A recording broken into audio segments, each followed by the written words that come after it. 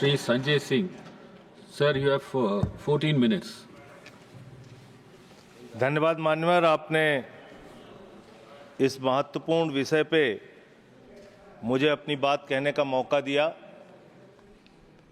सदन में माननीय शिक्षा मंत्री जी भी हैं और आज जब हम लोग शिक्षा के बारे में बात कर रहे हैं तो बाबा साहब डॉक्टर भीमराव अंबेडकर जी को याद करना बहुत आवश्यक है। बाबा साहब डॉक्टर भीमराव अंबेडकर जी ने कहा था, शिक्षा शेरनी का वो दूध है जो जितना पिएगा उतना दहाड़ेगा। अगर भारत शिक्षित बनेगा तभी विकसित बनेगा मान्यवर। शिक्षित भारत ही विकसित भारत बन सकता है। लेकिन वास्तव में इस शिक्षित भारत की सच्चाई क्या है? हो सकता है कि सरकार ने अपनी ओर से बड़े बड़े दावे किए हों, बजट में बड़ी बड़ी घोषणाएं की हों, लेकिन जमीन पर उसकी सच्चाई क्या है, ये आपके माध्यम से सरकार को और देश को जानना जरूरी है। मान्यवर, सबसे पहले मैं आपके सामने पूरे देश में ड्रॉप आउट स्टूडेंट का आंकड़ा रखना चाहता हूं। वर्ष 2022-23 और 23-24 में पूरे हिंदुस्तान के अंदर, पूरे भारत में 54,77,223 बच्चों ने सरकारी स्कूल की शिक्षा छोड़ी है मान्यवर। 54,77,223 बच्चों ने, और ये बच्चे एक कक्षा से लेकर 8वीं कक्षा तक के बच्चे। इनमें आसाम का अगर आंकड़ा पढ़ें तो 3,58,075 बच्चों ने सरकारी स्कूल की शिक्षा छोड़ी है। गुजरात का अगर आंकड़ा पढ़ें, जिसके विकास के बारे में बड़े बड़े दावे किए जाते हैं, 1,38,813 बच्चों ने सरकारी स्कूल की शिक्षा क्लास 1 से क्लास 8वीं तक छोड़ी है। अगर आप मणिपुर की बात करें, 17,991 बच्चों ने सरकारी स्कूल की शिक्षा छोड़ी है। अगर आप मेघालय की बात करें, 65,532 बच्चों ने सरकारी स्कूल की शिक्षा छोड़ी है।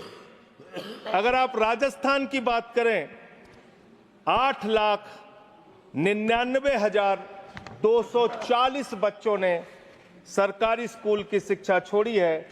और अगर आप उत्तर प्रदेश की बात करें तो 7,41,626 बच्चों ने सरकारी स्कूल की शिक्षा छोड़ी है। दिल्ली का आंकड़ा मैं जान रहा था कि हमारे भाई दिल्ली का आंकड़ा जरूर पूछेंगे, इसलिए बोलना जरूरी है। दिल्ली का आंकड़ा, दिल्ली में वर्ष 2022-23 और 23-24 का मिला के अगर आप आंकड़ा देखेंगे, इनका ही आंकड़ा है सरकार का, मैं चाहता हूं पढ़ भी लेंगे हमारे साथी, 7,000 बच्चों ने सरकारी स्कूल की शिक्षा छोड़ी है। ये आंकड़े मान्यवर बहुत चौंकाने वाले, बहुत परेशान करने वाले और ये बताने वाले हैं कि सरकारी स्कूल से किस तरह से पूरे देश में शिक्षा छोड़ के बच्चे अपने घर पर बैठ रहे हैं। और इसमें भारतीय जनता पार्टी के शासित राज्यों के बारे में जो मैंने आंकड़ा पढ़ा है वो निश्चित रूप से चौंकाने वाला है। इनको इसकी ओर ध्यान देना चाहिए। दूसरा मामला आता है मान्यवर पेपर लीक की घटनाएं कितनी हुई पूरे देश में? पिछले 7 वर्षों में 70 एग्जाम ऐसे हैं, 70 परीक्षाएं ऐसी हैं जिसमें पेपर लीक हुआ। 70 परीक्षाएं मान्यवर। कितने परिश्रम से एक कांस्टेबल की परीक्षा के लिए एक बेरोजगार नौजवान अपनी तैयारी करता है। कितने परिश्रम से एक क्लर्क की नौकरी के लिए, एक पीसीएस आईएएस की नौकरी के लिए, कितने परिश्रम से अपने घर की जमीन बेच के एक नौजवान परीक्षा की तैयारी करता है लेकिन पेपर लीक हो जाता है। कहीं मेडिकल में दाखिला लेना हो, उसके एग्जाम में, नीट की परीक्षा में पेपर लीक, कहीं नौकरी के लिए कोई परीक्षा दे रहे हैं, क्लर्क की, कांस्टेबल की, उसके पीछे पेपर लीक। ये पेपर लीक की घटनाओं के लिए कोई राष्ट्रीय नीति, कोई राष्ट्रीय कानून बनाने की आवश्यकता है जिससे पेपर लीक की घटना रोकी जा सके। मैं पेपर लीक से प्रभावित होने वाले छात्रों की संख्या अगर पढ़ूंगा तो पूरे सदन को इसके बारे में अफसोस होना चाहिए। आपका आंकड़ा है 1,70,00,000 नौजवान ये पेपर लीक की घटना से, हमारे बच्चे, बच्चियां, छात्र, छात्राएं, बेरोजगार नौजवान प्रभावित हुए हैं। और इसमें क्या घोटाला हुआ है? आप जिसको परीक्षा कराने का ठेका देते हैं, उत्तर प्रदेश में 69,000 कांस्टेबल की भर्ती के लिए आपने ठेका दिया ईडू टेस्ट नाम की एक कंपनी को। विनीत आर्या नाम के व्यक्ति की एक कंपनी है जिसका भारतीय जनता पार्टी के नेताओं से गहरा रिश्ता है। और इसमें यह पाया गया कि 69,000 कांस्टेबल की भर्ती में इस कंपनी ने पेपर लीक कराया, घोटाला किया, गड़बड़ी किया, इसको ब्लैकलिस्ट किया गया। जांच एजेंसियों के सामने यह आदमी प्रस्तुत नहीं हुआ और इसके बाद इसी कंपनी को बिहार में भी एग्जाम कराने का ठेका दे दिया गया। यह आपका प्यार है, आपको छात्रों के, नौजवानों के भविष्य से कोई लेना देना नहीं है। आपको सिर्फ और सिर्फ अपने दोस्तों को, अपने मित्रों को फायदा पहुंचाने का काम करना है। तीसरा जो आंकड़ा है वो आंकड़ा है आपके अलग अलग योजनाओं में जो आपने खेल किया है, और ये खेल समझना बहुत जरूरी है। आपने एक स्कीम शुरू किया, SC, ST, OBC के बच्चों को छात्रवृत्ति की स्कीम, उनको स्कॉलरशिप देने की स्कीम। इसका नाम रखा प्रधानमंत्री उच्चतर शिक्षा प्रोत्साहन स्कीम। इतना लंबा भारी भरकम नाम पढ़ के आदमी का सीना चौड़ा हो जाता है, जैसे प्रधानमंत्री जी SC, ST, OBC के लिए कोई बहुत क्रांतिकारी कदम लेके आए। इस योजना में क्या किया आपने? और इसमें हाई स्कूल से लेकर पोस्ट ग्रेजुएट, इंजीनियरिंग और PhD के जो छात्र हैं ST, SC, OBC के, उनको अब स्कॉलरशिप देने की बात करते हैं। इसमें आपने 2023-24 में 98 करोड़ रुपए खर्च किया। 2024-25 में इस स्कीम को बढ़ा के आपने 1558 करोड़ रुपए बजट में निर्धारित किया। बड़ी खुशी की बात है। 98 करोड़ खर्चा हुआ 23-24 में और 1558 करोड़ आपने बजट बढ़ा के कर दिया, निर्धारित कर दिया 24-25 में। फिर आप रिवाइज्ड बजट लेके आते हैं, संशोधित बजट लेके आते हैं। ये 1558 करोड़ की स्कीम घटा के आपने इसको 1000 करोड़ कर दिया।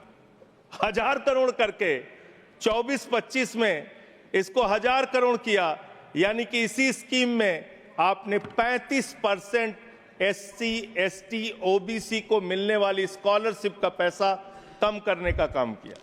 दूसरी स्कीम आपकी है PM rising India, PM Shri scheme. इसका भी बड़ा ढोल पीटते रहे आप। PM श्री स्कीम में 23-24 में 1215 करोड़ रुपए आपने खर्च किया। 24-25 में इस स्कीम में आपने 6050 करोड़ रुपए निर्धारित कर दिया। और जब आपने इसको बढ़ाया तो यह प्रस्तुत किया कि हमने इस स्कीम में, प्रधानमंत्री श्री स्कीम में, हम देश के स्कूलों का कायाकल्प करेंगे, शानदार स्कूल बनाएंगे। और इसका बजट देखिए, हमने बढ़ा के 6050 करोड़ कर दिया। फिर 24-25 में ही आप इसके लिए रिवाइज्ड बजट लेके आए और इसमें करीब करीब 1500 करोड़ रुपए आपने घटा के इसको रिवाइज्ड बजट में 4500 करोड़ रुपए कर दिया। करीब करीब 25% बजट आपने PM श्री स्कीम का कटौती कर दिया। फिर 25-26 में इसको 7500 करोड़ कर दिया। फिर आप एक स्कीम लेके आए, प्रधानमंत्री उच्चतर शिक्षा अभियान। इस स्कीम के अंदर 23-24 में आपने 186 करोड़ रुपए खर्च किया, 24-25 में फिर इसको बढ़ा के आपने 815 करोड़ रुपए कर दिया। फिर इसी साल 24-25 में आप रिवाइज्ड बजट लेके आए जिसमें आपने 920 करोड़ रुपए यानी कि करीब करीब 50% इस बजट का भी पैसा कम कर दिया और फिर 25-26 के लिए 815 करोड़ रुपए जो 24-25 में किया था वही आपने 25-26 के लिए कर दिया। यानी कितना खेल शिक्षा के नीति के साथ, शिक्षा के लिए निर्धारित बजट के साथ कितना बढ़िया खेल किया आपने। एक बार आप बजट निर्धारित करते हैं, फिर संशोधित करते हैं, फिर वही बजट दोबारा अगले साल घोषित करते हैं। ये इस देश के शिक्षा व्यवस्था के साथ आप मजाक नहीं कर रहे तो और क्या कर रहे हैं।